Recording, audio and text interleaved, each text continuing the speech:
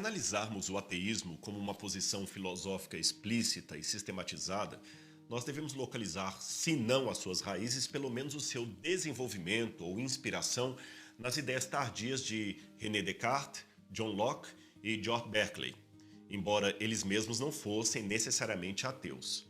Esses autores que eu citei, juntamente com outros, todos da mesma época iluminista, começaram a sua crítica por negar ou criticar, digamos assim, a imagem de Deus que advinha daquela teologia oficial repassada pelo clero às pessoas comuns.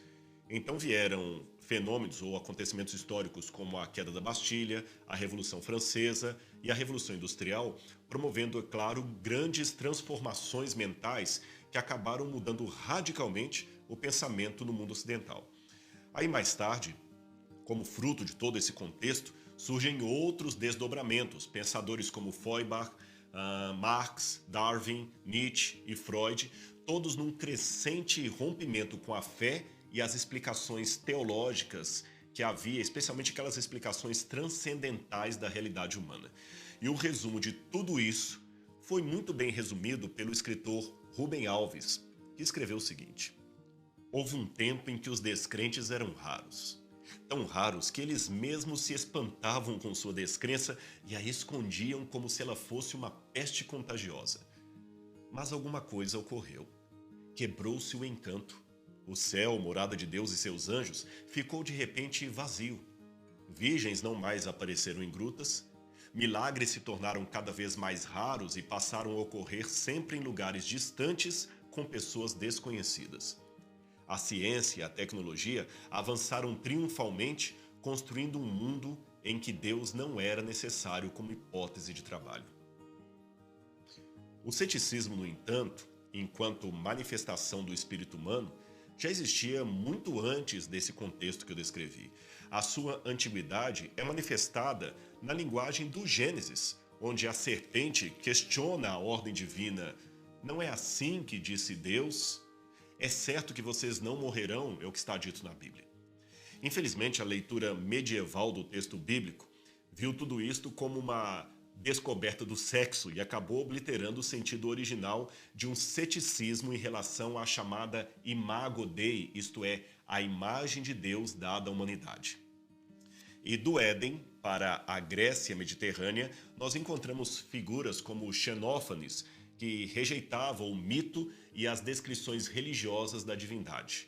Num dos seus fragmentos, preservado por Sextus Empíricos, ele declara o seguinte: Hesíodo e Homero têm atribuído aos deuses toda a sorte de coisas que são dignas de reprovação e censura entre os homens: roubos, adultérios e engano mútuo. Noutro texto, citado dessa vez por Clemente de Alexandria, Xenófanes havia dito algo ainda mais forte. Ele disse o seguinte: se os bois, os cavalos e os leões tivessem mãos ou pudessem desenhar com estas mãos e criar coisas como o homem as cria, os cavalos e os bois descreveriam a feição de seus deuses e desenhariam os corpos deles como as próprias formas que eles mesmos possuíam, isto é, como bois e como cavalos. Os etíopes dizem que os seus deuses são de nariz achatado e negros, enquanto os trácios dizem que são pálidos e de cabelo ruivo.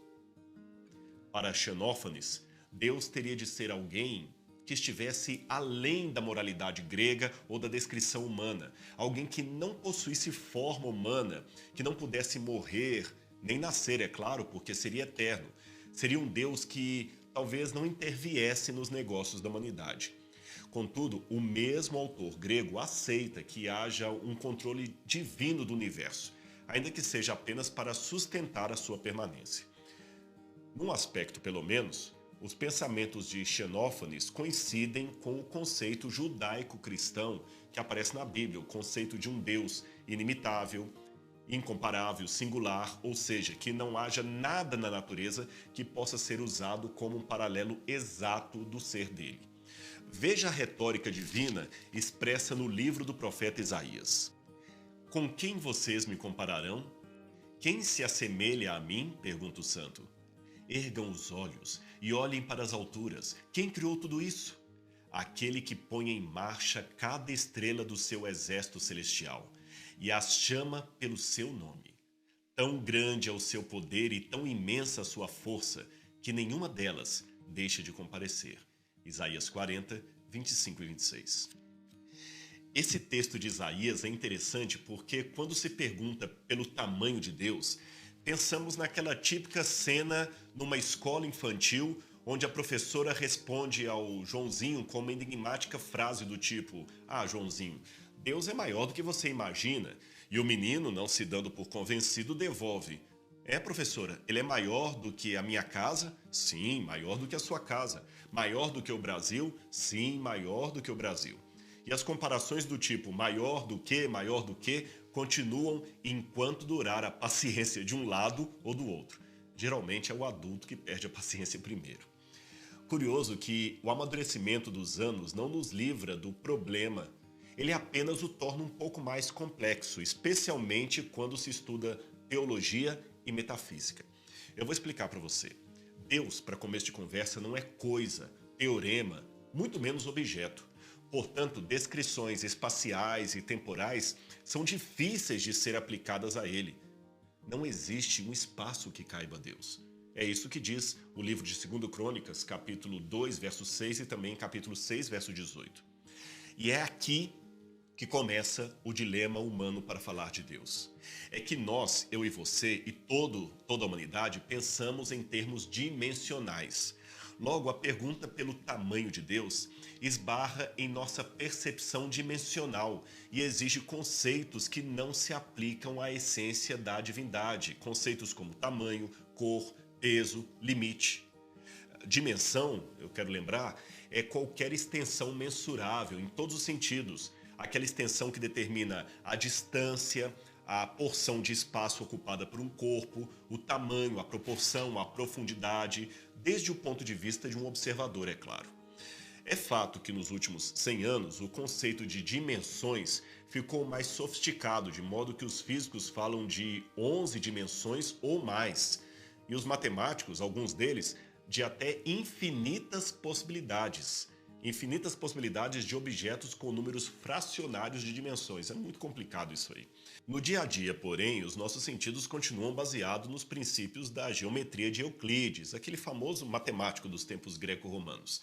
E assim como os antigos, ainda vivemos num mundo tridimensional, repleto de objetos compridos, largos e profundos. É natural, portanto, que transfiramos esta percepção humana para imaginar tudo o mais que existe no universo, até mesmo o ser de Deus. Você quer sinônimos de dimensão? Bom, poderiam ser área, volume, espaço, extensão, superfície. Por isso falamos de 3 dimensões visíveis: largura, altura e profundidade. E uma quarta perceptível, mas não observável, que é o tempo.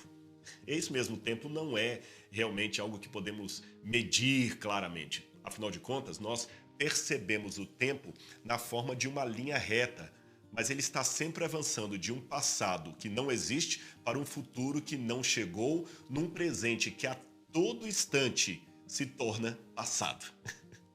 E Einstein, para complicar tudo isso, vai dizer que é uma questão relativa. Agora imagine que o universo observável possui um diâmetro superior a 93 bilhões de anos-luz, ou seja, mesmo que você atingisse a incrível velocidade de 300 mil quilômetros por segundo, você precisaria de 93 bilhões de anos para cruzar a superfície sideral de uma ponta à outra. E mesmo assim, tudo isto representa apenas 3% do que existe. Estima-se que a energia escura do universo componha 70% da existência, enquanto a matéria escura comporia outros 27%. O tamanho da Terra em relação ao universo observável, que como eu falei é apenas 3% do que existe, a Terra perante esse universo equivaleria ao tamanho do vírus da gripe em relação ao sistema solar. Se fosse mensurável a uma estrutura maior do que o universo, Deus já seria algo inimaginável. Mas ele é muito mais do que isso, Deus é imensurável. Partindo dessa realidade, e considerando a possibilidade de haver um Deus criador de todas as coisas, é perfeitamente compreensível aquela retórica bíblica que eu encontro aqui na carta de Paulo aos Romanos, no capítulo 11, versos 33 e 34, que eu vou ler para você. Ó profundidade das riquezas, tanto da sabedoria como da ciência de Deus. Quão insondáveis são os seus juízos e quão inescrutáveis os seus caminhos. Quem, pois, conheceu a mente do Senhor? Ou quem foi o seu conselheiro? A resposta óbvia? Ninguém. Em diversas partes da Bíblia, nós temos a descrição de Deus como sendo um ser incomparavelmente misterioso. Você pode ver isso em Isaías 45:15, Eclesiastes 11:5, 1 Coríntios 2, verso 7, Efésios 3, verso 9, Colossenses 2, verso 2. Ou seja, repetindo, Deus é insondável. Agora, muitos, em virtude dessa descrição bíblica de Deus e das coisas que eu acabei de falar, querem negar a existência dele, baseado na ideia de que a visão de Deus que a Bíblia apresenta é incoerente, porque numa parte ela fala que Deus é imutável, noutra fala que Deus se arrepende. Numa parte Deus parece saber tudo, mas fica o tempo todo fazendo perguntas como se precisasse de informações. E para piorar, ele é confessado pelo credo da igreja como sendo um único ser em 3 pessoas, a Trindade. Não seria isto uma incoerência? O problema com esse tipo de pensamento, para pegar o exemplo da Trindade, é que, nesse caso, pensa-se no 3 de Deus como se fosse um algarismo, um valor numérico da matemática. Um número ao qual você pode acrescentar 1 e ele vira 4, ou tirar 1 e ele vira 2. Mas não se trata, no caso do 3 de Deus, de um dado aritmético passivo de se realizar contas. É um numeral divino, misterioso, sem comparação na natureza. Por isso é preciso explicar que a palavra mistério na Bíblia não quer dizer algo impossível de existir, mas sim algo que a nossa mente não consegue alcançar. Quer ver? Reflita por um instante. Caso haja mesmo um Deus criador de todo o universo e tudo o que ele contém, tempo, energia, matéria e espaço, a sua essência tem que ser muito maior e além de tudo o que jamais a mente humana poderia imaginar. Deus teria de ser alguém de essência infinita e eterna. Adjetivos que clarificam ou pelo menos qualificam todo o mais do seu ser. Sendo, pois assim, Deus infinito, a pergunta que nós fazemos é, na verdade repetimos, será que existe um espaço que caiba Deus? Será que Deus teria dimensões corpóreas que envolvam uma delimitação de contornos, indicando onde ele começa e onde ele termina? Ou seria mais adequado dizer que Deus é um ser cujo centro está em toda parte e a periferia não está em parte alguma? Até quando dizemos Deus existe, esta linguagem ela é uma linguagem aproximada, porque, a rigor, existir, se eu pegar o sentido etimológico da palavra, existir significa algo extraído de algo. Logo, Deus que não teve causa nem começo no tempo, não poderia literalmente existir. Nesse sentido, repito, apenas nesse sentido, Deus não existe, ele é.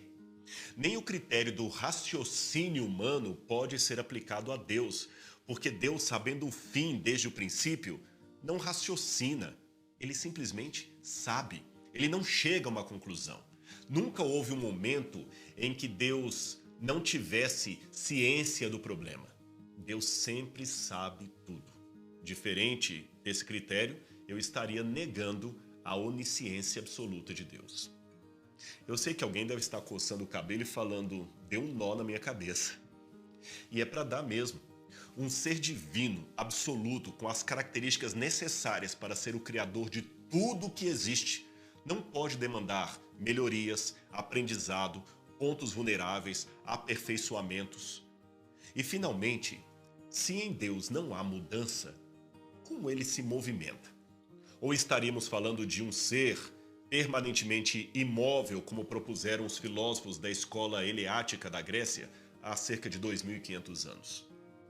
Bom, pessoal, todo esse quebra-cabeça mental serve apenas para mostrar que muitas negações populares que se fazem por aí sobre Deus estão muito aquém daquele ser divino que a Bíblia anuncia.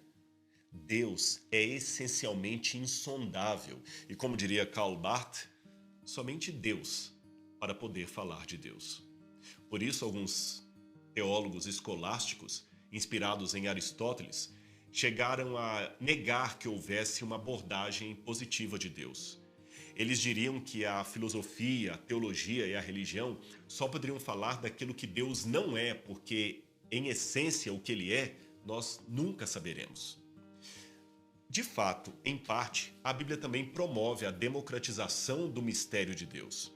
A ideia da sua grandeza, da sua eternidade e infinitude já estava prevista na mais antiga tradição judaico-cristã. Você pode vê-la em Gênesis 21, 33, 1 Reis, capítulo 8, 27, o Salmo 90, verso 2 e também no livro de Atos, capítulo 17, versos 24 a 28. Não existe, segundo a Bíblia, uma elite humana que tenha acesso ao todo do ser divino ou que abarque o conhecimento cabal de sua pessoa. Na verdade, a rigor, nem mesmo os doutores, mestres ou bacharéis em teologia poderiam dizer que são especialistas em Deus. Isto não existe. Logo, quando se pergunta, podemos conhecer o ser de Deus? A resposta óbvia é um sonoro não. Mas fique calmo. Isto não deve desanimar aqueles que estão em busca do conhecimento divino. Como disse o rabino Abraham Heschel, estamos mais perto de Deus quando fazemos perguntas do que quando pensamos que temos as respostas. E então, como resolver esse dilema de um Deus incognoscível, mas que queríamos conhecer? Simples. Deus se revela. É o velamento, a cobertura da glória ofuscante de Deus que permite às criaturas uma contemplação parcial, porém suficiente do seu ser. Olha o que diz o Evangelho de João. Ninguém jamais viu a Deus. O Filho unigênito que está no seio do Pai é quem o revelou. João 1, verso 18. Segundo o entendimento bíblico, para haver um relacionamento real das criaturas para com esse Deus Criador, ele precisou, de alguma forma, ficar pequeno bastante para que pudesse ser alcançado pela mente e a emoção humana. Martinho Lutero fazia uma distinção entre o que ele chamava de Deus revelatus e Deus absconditus. O primeiro seria a manifestação do segundo num modo diminuto, de forma que as suas criaturas pudessem compreendê-lo, reconhecê-lo e contemplá-lo. Ou seja, Deus é essencialmente tão grandioso que, sem uma adequação dessa grandiosidade à pequenez das criaturas, este jamais poderia se relacionar com elas. As pessoas geralmente usam máscaras quando querem esconder o seu rosto. Deus, ao contrário, usa uma máscara para se revelar, pois devido à sua grandeza, a forma mais natural de Deus se mostrar é se escondendo. Esta máscara, digamos assim, é uma metáfora teológica para falar da revelação de Deus aos seres humanos.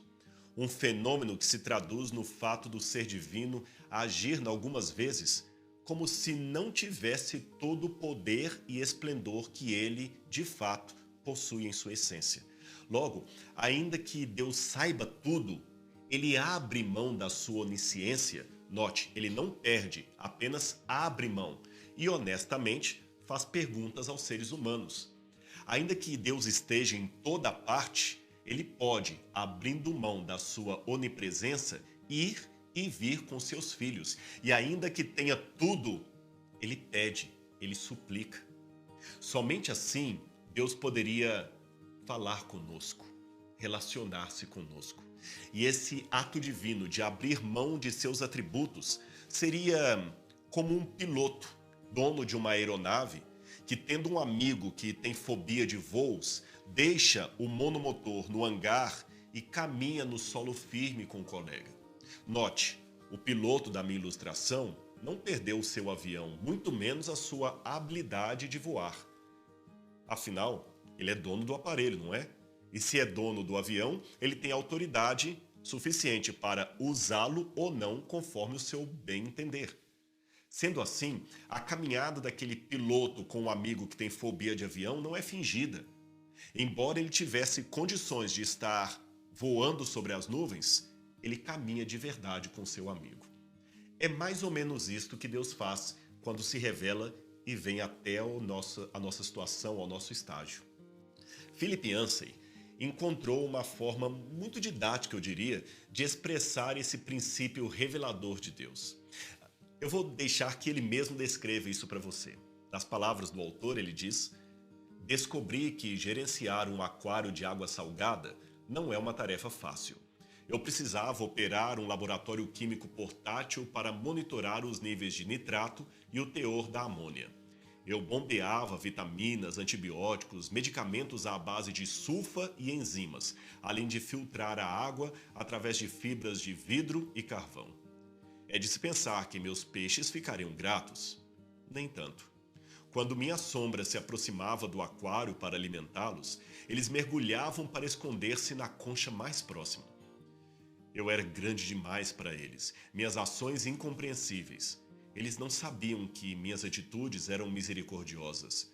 Mudar essa percepção exigiria uma forma de encarnação. Eu teria que me tornar um peixe e falar a eles em uma linguagem que eles compreendessem, o que era impossível para mim. Impossível para o autor, mas não para alguém dotado de onipotência, como é o caso de Deus. Assim, segundo a proposta cristã, a divindade, uma essência plural em pessoas, possibilitou que a segunda pessoa divina assumisse a forma humana para nos revelar o ser de Deus. De acordo com as Escrituras, Deus, o Criador do universo, fez algo que humanamente parecia impossível. Ele veio à Terra em forma humana, na pessoa de Jesus Cristo. Os antigos gregos, especialmente Heráclito, já apontavam para um logos mediador entre o universo e o seu princípio gerador, que Aristóteles chamará de causa primeira. João, chegando à cidade de Éfeso, onde séculos antes vivera Heráclito, lançou mão do mesmo elemento, o logos, para explicar o que já fora dito, acrescentando ao povo aquilo que não fora contado pelo filósofo grego. João falava do logos e dizia: o mundo foi feito por intermédio dele, mas o mundo não o conheceu. João 1, verso 10. Então, o mesmo princípio divino, o logos que criou a matéria, ele se tornou humano. O oleiro se tornou um vaso de sua própria coleção. Assim, Deus possibilitou a criação de uma autobiografia divina, utilizando-se de personagens reais numa história real. E o Verbo se fez carne e habitou entre nós, continua João no verso 14. Eu acho isso incrível, conhecer a história de Deus. Vale a pena conhecer esta história. Você não acha?